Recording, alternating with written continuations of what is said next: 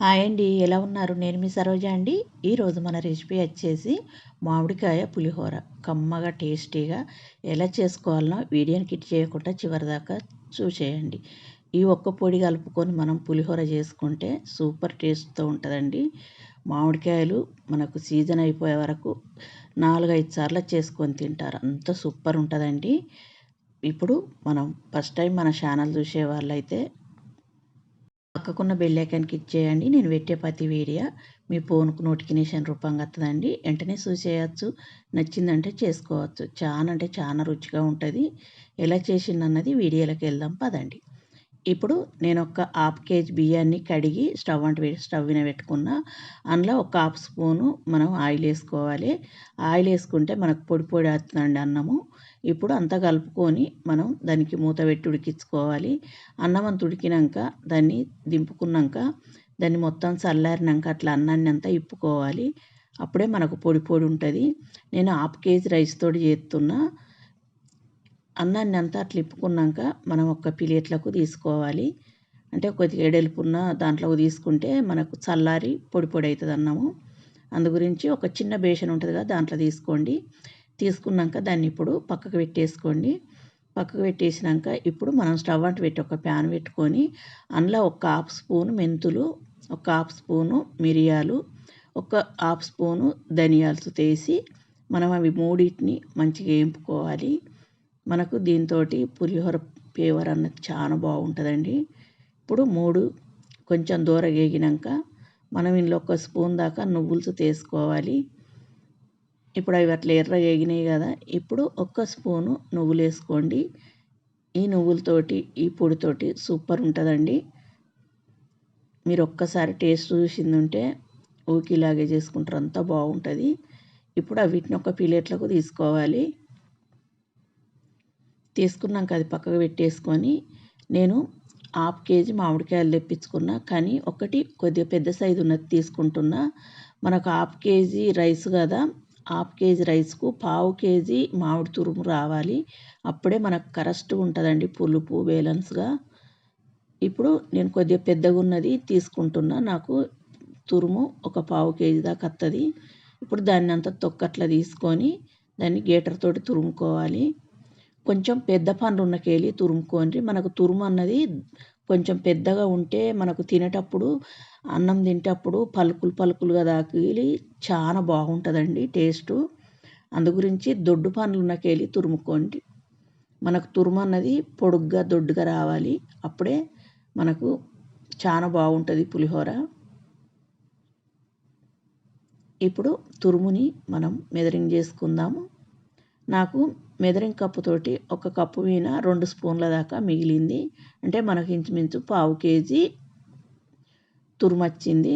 ఇప్పుడు దాన్ని పక్కకు పెట్టుకుందాము. పక్కకు పెట్టేసుకొని ఇప్పుడు మనం ఏంపి పెట్టుకున్నవి ఉన్నాయి కదా, మిరియాలు, ధనియాలు, మెంతులు, వీటిని మనం దంచుకోవాలి. రోట్లో వేసి మెత్తగా దంచుకోండి. లేకపోతే మిక్సీ పట్టుకున్నా పర్లేదు. నేనైతే దంచుకుంటున్నా. పొడి అంతా అట్లా దంచుకోవాలి. కొద్దిగా మెత్తగానే దంచుకొని ఇప్పుడు దాన్ని పక్కకు పెట్టేసి ఇప్పుడు మనం పోపు కోసం ఒక ప్యాన్ పెట్టుకొని అందులో ఒక 3 టేబుల్ స్పూన్ల దాకా ఆయిల్ వేసుకోండి. ఆయిల్ వచ్చేసి పల్లి నూనె తీసుకోండి. మనకు టేస్ట్ చాలా బాగుంటుంది పులిహోర. ఇప్పుడు ఆవాలు, జీలకర్ర ఒక్కొక్క స్పూన్ తీసుకోండి. అట్లనే ఒక స్పూను పచ్చిశనగపప్పు, ఒక స్పూను స్పూన్ మినపప్పు తీసుకున్నాక వీటిని కొంచెం వేపుకోవాలి. అట్లనే పల్లీలు తీసుకోవాలి. పల్లీలు వచ్చేసి మనకు ఇవి ఒక 100 గ్రాముల దాకా అవుతాయండి పల్లీలు. ఒక కప్పుతోటి అయితే, చిన్న కప్పుతోటి అయితే ఒక కప్పు. ఇప్పుడు అట్లనే జీడిపప్పులు తీసుకోవాలి. అవి వచ్చేసి ఒక 2 స్పూన్ల దాకా అవుతాయి. కప్పు పరంగా చెప్పానంటే ఒక పావు కప్పు. అట్లనే ఒక గుప్పెడంతా కరివేపాకు తీసుకోవాలి. అవన్నీ మంచిగా వేపుకోవాలి పోపు అంతా. ఇప్పుడు ఒక 4 నుంచి 5 ఎండుమిర్చి తీసుకోండి. మనం పచ్చిమిర్చి చూద్దాం అంతే తీసుకోవాలి. 4 నుంచి 5 అంటే మీ కారాన్ని తగ్గట్టు తీసుకోండి.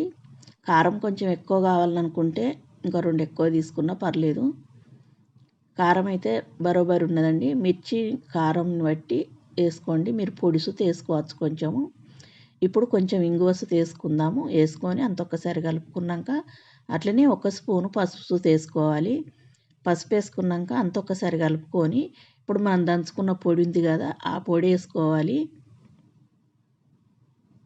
పొడి అంతా వేసుకున్నాక అంత ఒకసారి పోపు అంతా బాగా కలుపుకోవాలి. చూడండి మనకు పోపు అంతా అయిపోయింది కదా. ఇప్పుడు స్టవ్ ఆపుకుందాం. స్టవ్ ఆపుకున్నాకనే మనం మామిడి తురుము వేసుకోవాలి. చూడండి మామిడి తురుము అట్లా పలుకులు పలుకులుగా ఉంటే చాలా టేస్ట్ ఉంటుందండి తింటప్పుడు. కంపల్సరీ ఇట్లా తురుముకోండి చేసేటప్పుడు. ఇప్పుడు మామిడి తురుము అంత వేసుకున్నాక పోపు అంతా ఒకసారి బాగా కలుపుకోవాలి. మనకు ఆ వేడితోటి మామిడి తురుము అన్నది కొంచెం ఉడుకుతుంది, పర్లేదు, బాగా ఉడకద్దు. ఉడికితే అంత మ్యాష్ అయిపోతుంది. పలుకు పలుకు ఉంటేనే కమ్మగా ఉంటుంది పులిహోర. ఇప్పుడు స్టవ్ ఆపుకొని దించుకున్నాక కొంచెం ఒకసారి కలిపేసి మనం అన్నం అంతా పూర్తిగా చల్లారినాకనే పోపును అందులో వేసుకోవాలి. పోపు అంతా వేసుకున్నాక మనం ఇప్పుడు అంత ఒకసారి కలుపుకోవాలి. టేస్ట్ అయితే సూపర్ ఉంటుందండి. ఇలా ఒక్కసారి చేసి చూడండి. మామిడికాయలు తెచ్చుకునేటప్పుడు పుల్లటివి తెచ్చుకోండి. పులిహోర అన్నది టేస్ట్ చాలా బాగుంటుంది. చూడండి వేసుకొని అంత ఒక్కసారి అట్లా కలుపుకోవాలి. ఇప్పుడు మనం సాల్ట్ వేసుకుందాం. ఒక స్పూన్నర సాల్ట్ వేసుకోండి. కరెక్ట్ సరిపోయిందండి స్పూన్నర మనకు 1/2 కేజీ బియ్యానికి. కరెక్ట్ కొలతలండి ఇవి. ఇలా చేసుకోండి, సూపర్ ఉన్నదండి. టేస్ట్ అయితే చాలా అంటే చాలా రుచిగా ఉన్నది. ఇప్పుడు మనం చేత కలుపుకుంటే మంచిగా కలుస్తుంది. అంతా చేత కలుపుకోండి. చూడండి అట్లా అంత చేత కలుపుకోవాలి. మనం వేసిన ఆయిలు మామిడికాయ అన్నీ కరెక్ట్గా సరిపోయిందండి. పులిహోర అయితే సూపర్ ఉన్నది. ఇప్పుడు అంత కలుపుకున్నాక కొంచెం కొత్తిమీర వేసుకోండి, చాలా బాగుంటుంది. చిన్నగా కట్ చేసి వేసుకోండి. మనకు కొత్తిమీర అన్నది కలిపినాక ఎక్కడ కనబడకూడదు. తినేటప్పుడు సుతం తగులదండి. అంత సూపర్ ఉంటుంది, అందులో కలిసిపోతుంది అన్నంలో. అంత చిన్నగా కట్ చేసుకోవాలి.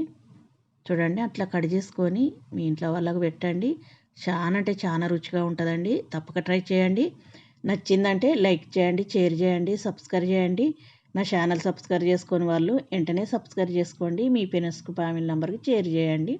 ఒక లైక్ ఇవ్వండి. మీరు ఇచ్చే లైక్తో నా వీడియో ఇంకా కొంతమందికి చేరుతుందండి. మీరు ఇలా చేసుకొని ఎలా కుదిరింది అన్నది కామెంట్ చేయండి. చాలా రుచిగా ఉంటుందండి. తప్పక ట్రై చేయండి.